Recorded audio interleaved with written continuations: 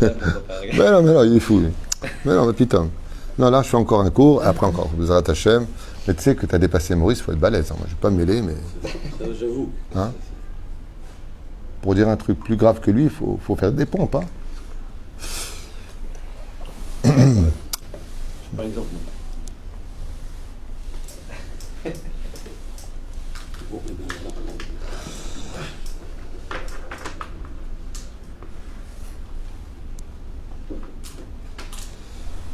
Bonsoir.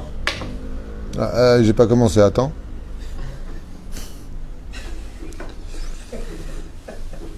Yallah, tfaddal, on peut commencer Bezrat Hashem. J'attends un signal, toujours comme ça. Ma femme m'a appris d'attendre un signal, donc j'attendais le signal. Erev Tov.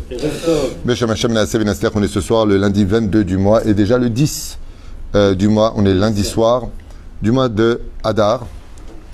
Le 23, pardon, je dis n'importe quoi. Tu veux te taire 2 secondes, tu m'as tué. On est le 23 mars, et le 10 du mois de Nissan, Yatikoujik.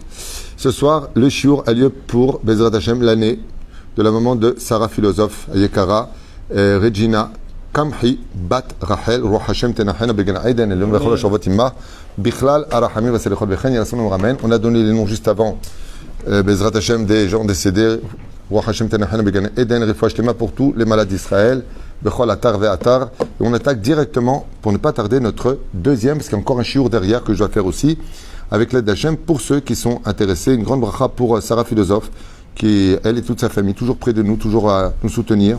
Que Dieu la bénisse sur tous ses chemins. Bezrat Hashem aussi. Alors, on va étudier maintenant quelque chose de très très intéressant. Oula. Oui. C'est une question sur Pessar, bien entendu. On va parler de l'afikoman. Un sujet très très intéressant. Pourquoi ? Quelle valeur a vraiment l'afikoman, qui signifie donc le dessert de la fin du repas de Pessar?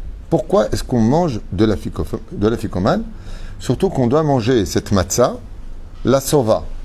C'est-à-dire, jusqu'à même être rassasié. Mais si on est rassasié à la fin du repas, alors quelle utilité avons-nous de manger l'afikoman? Il n'y a aucune utilité, puisque tu es déjà rassasié.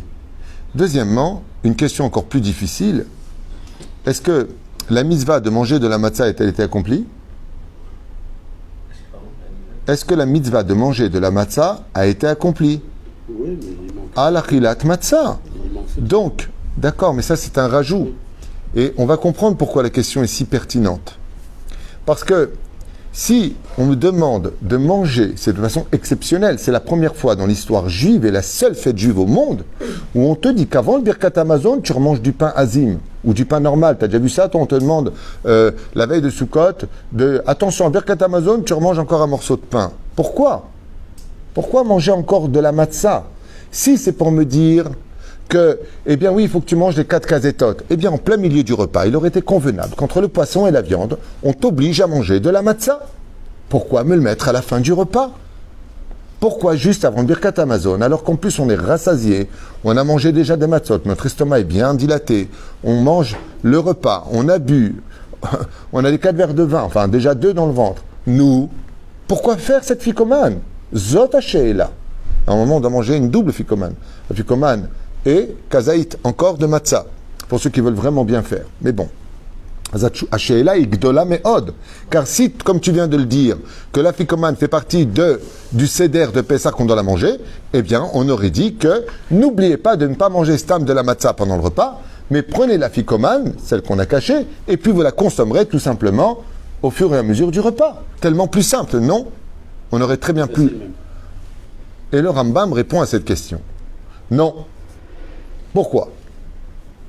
Le Rambam nous dit, parce qu'il est impératif de garder le goût de la matzah à la fin du repas de Pessah. Ça veut dire que le dessert... Hein? Bidjouk, c'est le dessert. Donc si c'est le dessert du repas, c'est pour qu'on en garde le goût. C'est-à-dire qu'après ça, normalement, un petit café, un thé, on ne doit pas rentrer autre chose pour garder le goût de la matzah. Et les Chachamim disent, qui donne cette explication? Le Rambam, entre autres. Et les Chachamim, ils disent très bien, mais excuse-moi, mais le goût, combien de temps il va rester? Combien de temps il va rester le goût? Parce pour comprendre ça, faut revenir sur ma Shekatouv Ba Agada de Pessah, ce qui est marqué dans l'Agada de Pessah. Il y a marqué comme ça. Si tu viens me dire que c'est pour avoir de la matzah dans le goût de Pessah, enfin de manger de la matzah, Katouv Vigat Advincha Bayamaou, tu le raconteras à tes enfants en ce jour-là. Lo amarti ela besha shematza ou maror munachim lefanecha. Donc là maintenant on vient jeter de l'huile sur le feu. C'est que quand est-ce qu'on vient raconter la Gada de Pessah? Dans la Gada, faut une condition. Pour pouvoir raconter la Gada de Pessah à nos enfants, on le dit dans la Gada, il faut qu'il y ait deux choses ensemble. Chez Matzah ou Maror, Munachim lefanecha. C'est-à-dire que pendant le Seder de Pessah, si j'ai pas de la Matzah et du Maror, et la Gada de Pessah, c'est pour ça que les trois mots-clés de la Gada, c'est Pessah, Matzah ou Maror. Parce que Pessah ne peut exister que si j'ai de la Matzah et du Maror. Les Sheneemar, Veigatra, Levincha Bayamaou, Matai, quand chez Matzah ou Maror, Munachim lefanecha. Quand tu auras la Matzah et le Maror devant toi, alors tu raconteras la Gada de Pessah. Alors dans ce cas-là, excuse-moi, là il vient me jeter de l'huile sur le feu.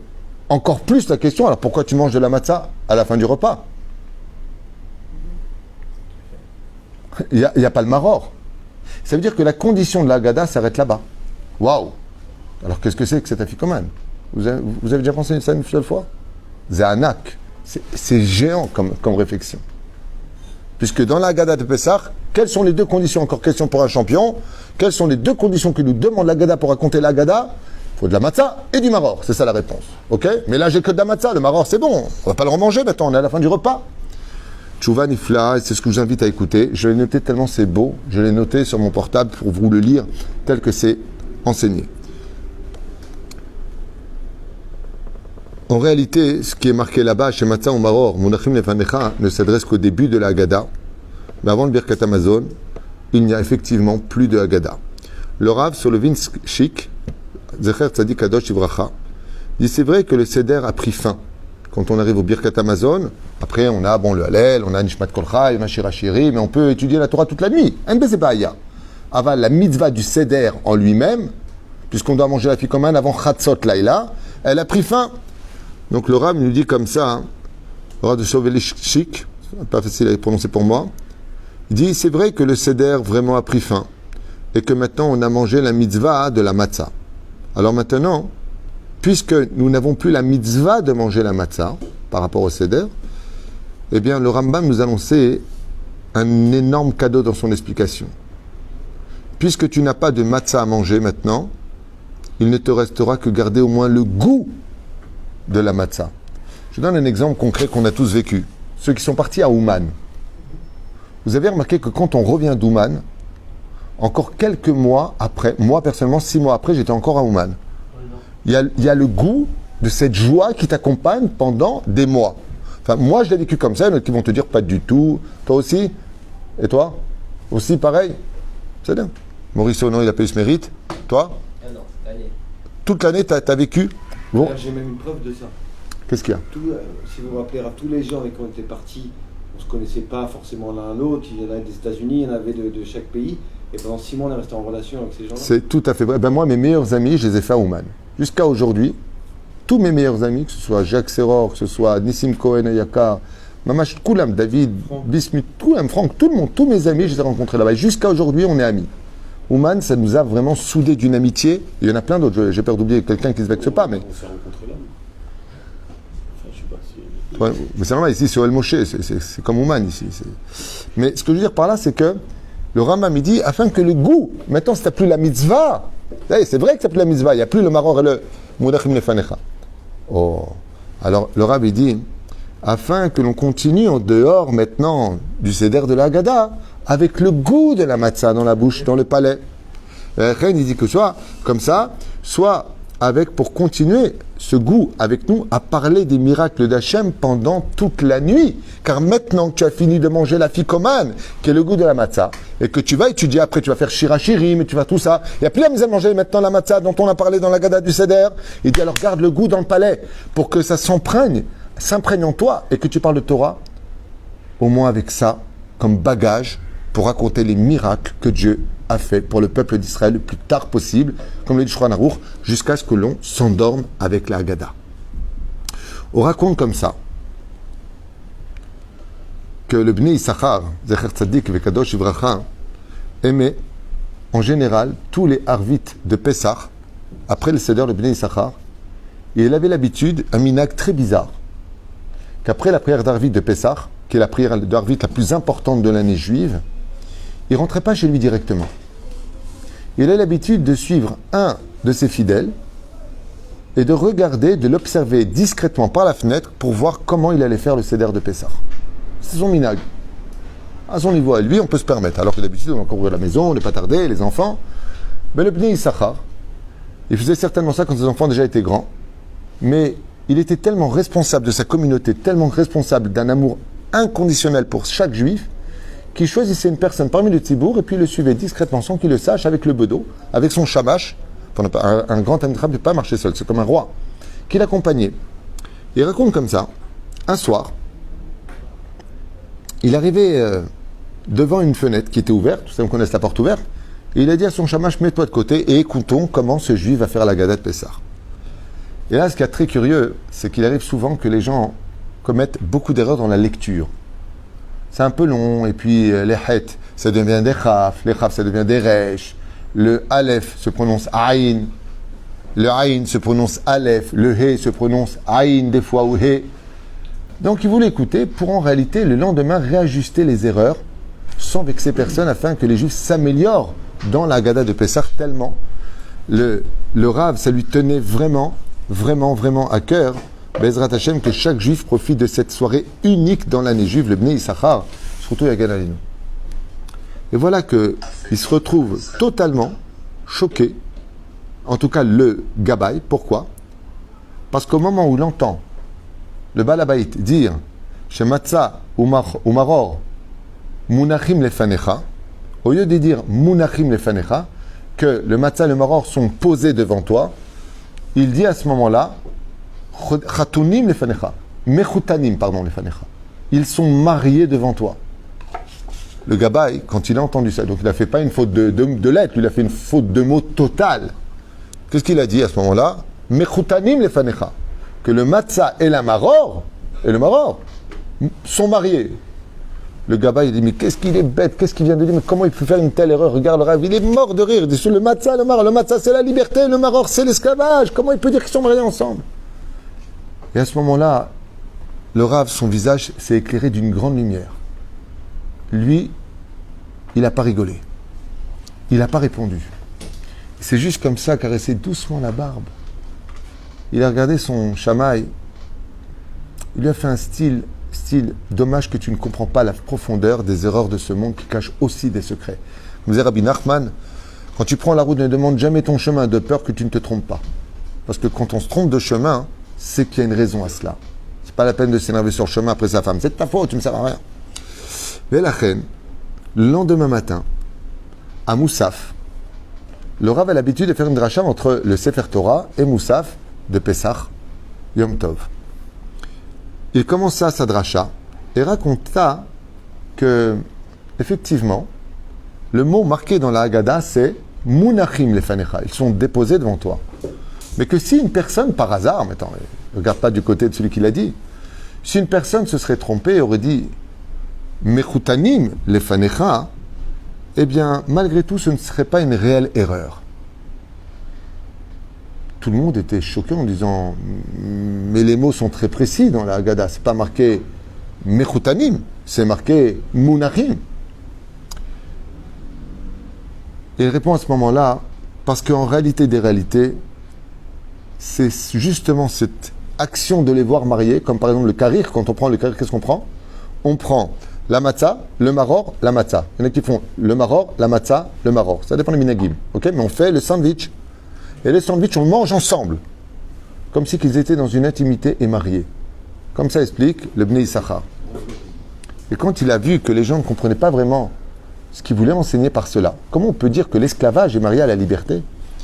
Il a raconté comme ça l'histoire d'un... Alors comme ça, il raconte comme ça l'histoire d'un homme juif qui était extrêmement important et immensément riche, aimé de tous et respecté dans sa ville. Il avait une fille studieuse, qui n'avait que de très bonnes midotes, dont la beauté était sans pareil. Et donc il se mit à chercher un khatan qui soit digne d'elle, dans la piété, dans la beauté et dans les midotes. Il allait voir le Rosh Yeshiva, et Bassov lui a proposé un bachour, qui était le numéro 1 de sa yeshiva. Et le Rosh Yeshiva est un petit peu embêté, il lui a dit, au père qui était très riche et très noble, il lui a dit, ce bachour est exceptionnel. Il est d'une intelligence hors pair, il comprend tout, un peu comme Moshe Shai, Baruch Hashem. C'est quelqu'un d'exceptionnel, Baruch Hashem. Et il dit alors, il dit, il y a juste un tout petit problème, c'est qu'il n'est pas de votre rang social. Il est extrêmement pauvre et ses parents n'ont rien du tout. À ce moment-là, très très enthousiaste, il a voulu tester le jeune Bachour. Effectivement, quand le Rosh Yeshiva est parti chercher ce Bachour Yeshiva, ce jeune étudiant, âgé de 20 ans, il fut surpris de voir sa stature, sa noblesse, sa démarche. Il marchait avec, comme on aurait dit, presque un prince. Et il plut déjà aux yeux de ce père si riche. Puis voilà qu'il décida de s'asseoir avec lui quelque temps, puis de s'entretenir avec lui. Après avoir parlé quelques bonnes phrases, il le questionna sur le domaine des sciences, il le questionna sur le domaine de la musique, sur le domaine spirituel et matériel. Et on peut dire que le jeune était très à l'aise pour répondre à toutes ces questions. Il observa chez lui qu'il était non seulement de très belle apparence, mais en plus particulièrement sage. Et ses réponses étaient toujours justes. Des fois, tu poses une question à quelqu'un, il t'emmène dans tellement de... Tu as oublié toi-même ta question, tellement il t'a embrouillé. Lui, il répondait Rishon, Rishon, Acharon, Acharon, avec beaucoup de sagesse, très posément. Il lui dit, écoute, mon cher Khatan, si tu es intéressé, je suis prêt à aller rencontrer tes parents. Il dit, mais mes parents, vous savez où ils vivent, dans une... Enfin, je sais pas si vous allez être à l'aise, quoi. Emmène-moi, car nous avons l'habitude de faire le vort. Il arrive comme ça dans une petite chaumière, extrêmement pauvre, les murs étaient noirs. Et il parle avec les parents pour voir si l'enfant ne vient pas d'un interdit de la Torah, on ne sait jamais. Donc il pose des questions au père et puis à la mère. Vous avez quel âge? Bezrat Hashem.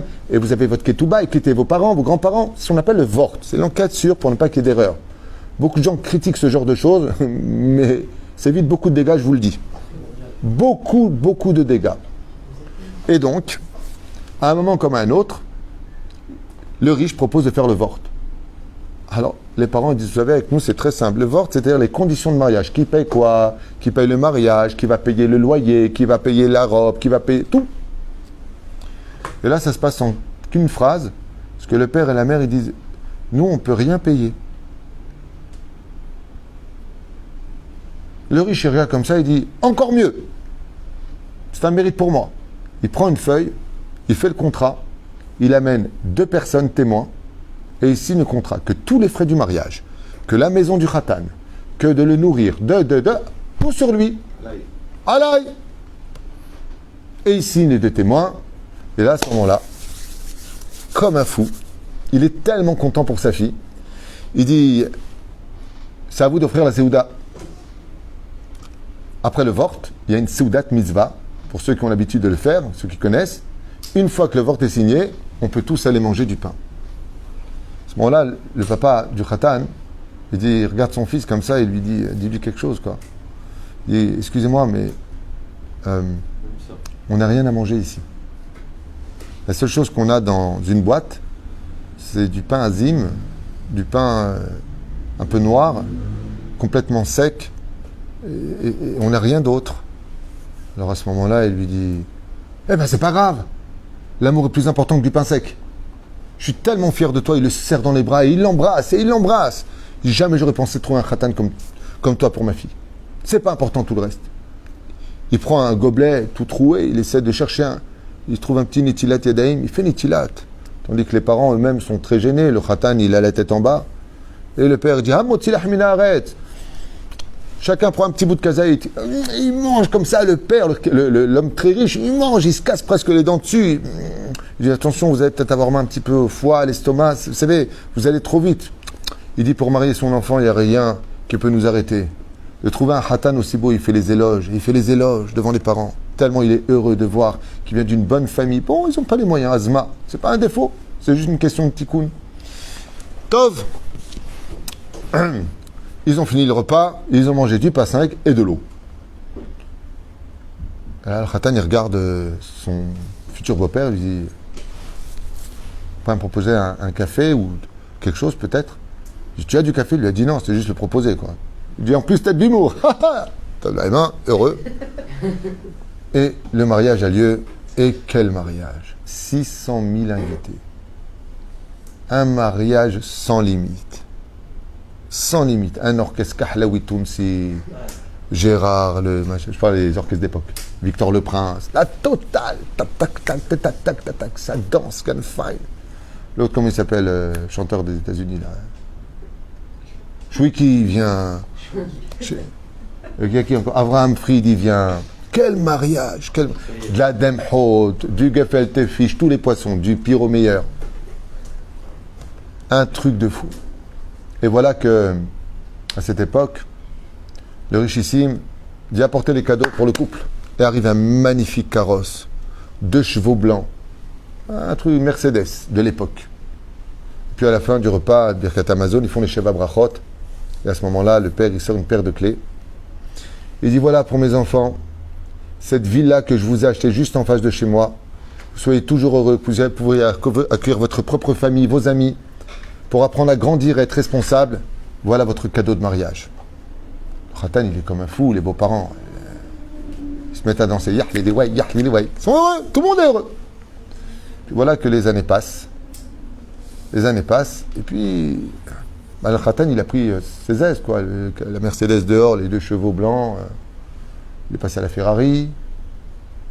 La villa, il y a plein de copains. Puis quand le père, le beau-père lui parle, des fois, il l'envoyait un peu balader. Il en venait même un peu lui manquer de respect. Alors,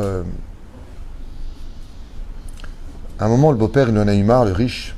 Il en a eu marre, il l'a appelé, il lui dit, je vais parler, qu'est-ce qu'il y a? Il dit, tu sais que ta conduite, elle a beaucoup changé du petit Bachour Yeshiva que j'ai connu, très humble, la tête en bas, machin. Je trouve que tu as une grande bouche.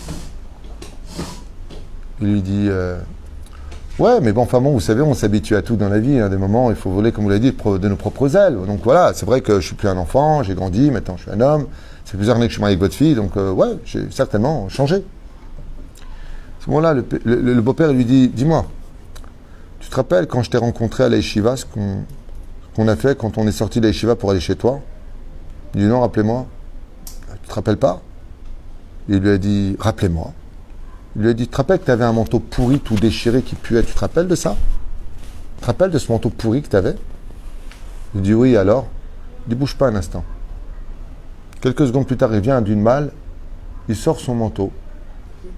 Il lui dit, le père avec le ton un peu dur, mon cher gendre, n'oublie pas d'où je t'ai sorti. N'oublie pas ce que tu étais. N'oublie pas ce que j'ai fait de toi aujourd'hui. Il prend le manteau et il lui pose dans la main. Il lui a dit, tu vois, quand je t'ai connu, tu portais ce manteau. Et tu avais honte de le porter, tu avais la tête en bas. Alors c'est pas parce que j'ai fait de toi un homme riche qu'aujourd'hui tu dois avoir la bouche pour aboyer partout où tu vas et me manquer de respect. Et m'ignorer quand je t'appelle. Et faire de moi comme si j'étais ton petit copain.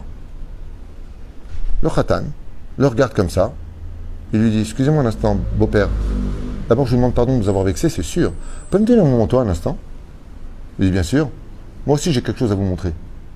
Il vient avec une toute petite boîte noire comme ça, sympathique. Mais petite, rien là. Il ouvre. Mon père, il est très intrigué. Il lui sort un morceau de pain pourri, vieux, mais conservé. Il lui dit, tu peux avoir votre main, s'il vous plaît? Il dit, bien sûr, tiens. Et il lui met le morceau de pain. Il dit, c'est quoi ces petites galettes pourries, noires que tu me mets dans les mains? Il lui dit, ça vous rappelle rien, ça, beau-père? C'est l'histoire d'un beau-père qui est venu chercher un khatan pour sa fille. Il était tellement joyeux de m'avoir trouvé, tellement il a fait des éloges sur moi, qu'il a même oublié tout son côté précieux de la nourriture et ses besoins de la richesse. Il s'est même cassé les dents pour manger ce pain pourri pour vite arriver à me prendre pour me marier avec sa fille. Alors il lui dit, si moi je dois me souvenir du pauvre que j'étais et comment tu m'as rendu riche, je demanderai aussi à mon beau-père de ne pas oublier combien lui, il a mangé du pain qui était azim et combien il était pressé de faire ce vort pour me marier avec sa fille au Har Sinaï. Bien entendu, il a expliqué c'est quoi cette notion de ce pain, de cette matzah. La matzah, ça représente la liberté. C'est ce pain qui l'a fait sortir de la pauvreté à la richesse. Le manteau, c'est le maror. Il dit, à ce moment-là, quelque chose de nifla. Quelque chose de magnifique, il dit le Rav. Quand il a dit, au lieu de dire Munachim lefanecha, il a dit Mechutanim lefanecha. Il dit effectivement, Matzah ou Maror, Munachim lefanecha. En réalité, ils sont mariés. Parce que si Dieu vient nous reprocher en lui disant, mais qu'est-ce que tu as fait de ta vie jusqu'à ce que tu sois arrivé au rendez-vous de la Haggadah? Tu m'as manqué de respect, tu parles à la synagogue. Quand je t'appelle pour venir prier le matin, tu restes chez toi à la maison. Je te demande de demander cachère. T'as oublié d'où je t'ai sorti. T'as oublié que tu étais un esclave. T'as oublié que tu viens de rien, que tu n'étais rien, que tu étais un clochard en Égypte, que tu n'intéressais personne, que les coups de fouet et vos femmes violées. Tu as oublié d'où je t'ai sorti, te dit le riche, qui n'est autre que Akadosh Baruch Hu. Alors le peuple d'Israël, il vient et dit, ok, tu m'as sorti mon vieux manteau pourri, c'est vrai, c'est vrai. Mais moi aussi, j'ai quelque chose à te présenter ce soir. C'est la matzah. Tu as oublié combien tu étais pressé de nous sortir du pays d'Égypte. Tu as oublié combien tu étais prêt toi-même à consommer cette matzah. Alors il dit que la défense du peuple d'Israël, le lait, la seder, il vient justement de la matzah. Et Dieu nous dit le maror. En d'autres termes, le soir du seder de Pessah, expliquait le Rav, c'est le soir où le beau-père, dans l'image, fait le shalom avec son khatan. Et il dit, c'est vrai, j'ai oublié combien tu as été précieux à mes yeux et que tu as été le seul khatan digne d'accepter d'épouser ma fille qui est si belle et si importante à mes yeux. C'est la Torah. La fille du riche, c'est la Torah. Le khatan, le peuple d'Israël, le richissime, n'est autre qu'Akadosh Baruch Hu. Et nos parents sont tout simplement ceux qui ne peuvent pas donner les meilleurs mets à Akadosh Baruch Hu. Parce que même si on a Abraham, Yitzhak et Yaakov, qu'est-ce qu'on est à côté d'Akadosh Baruch Hu? Rien du tout. Mais qu'est-ce qu'il a vérifié? D'où vous venez, vous? Ce qu'on appelle le Yechus. Le peuple d'Israël, vous venez d'Abraham, Yitzhak et Yaakov. Vous n'êtes pas un peuple de bâtards. Vous êtes un peuple noble. Vous avez une histoire. Vous avez une racine. Vous avez une naissance. Vous avez Baruch Hashem, un avenir. Et ainsi donc, quand on voit le matzah ou le maror qui sont deux opposés, l'un qui représente la liberté et l'autre qui représente la pauvreté, l'esclavage d'Égypte, on peut dire qu'ils sont mariés ensemble. Parce que Dieu nous dit, dès qu'Hachem nous dit, n'oubliez pas le maror, je vais sortir du pays d'Égypte. Nous on dit Hachem, matzah, zo, n'oublie pas la matzah, pour laquelle tu étais si pressé de nous marier à ta Torah. Ainsi donc, munachim nefanecha. Et c'est ce qu'il écrit Chachamim. Il dit à la fin, comme il y a le shalom, qu'est-ce qu'on garde? Eh bien, que le meilleur, c'est la ficomane. Il n'y a plus besoin du maror. Alors garde le goût du shalom pour arriver jusqu'à l'autre Pessah, si Dieu veut, au Beth Amikdash, pour que le goût t'accompagne toute l'année, pas simplement la nuit de Pessah, mais dit le Rambam, pour que tu gardes le goût de la matzah. Et le maror, il n'y a plus besoin, on a déjà fait la paix. Baruch Adonai l'olam, amen, amen.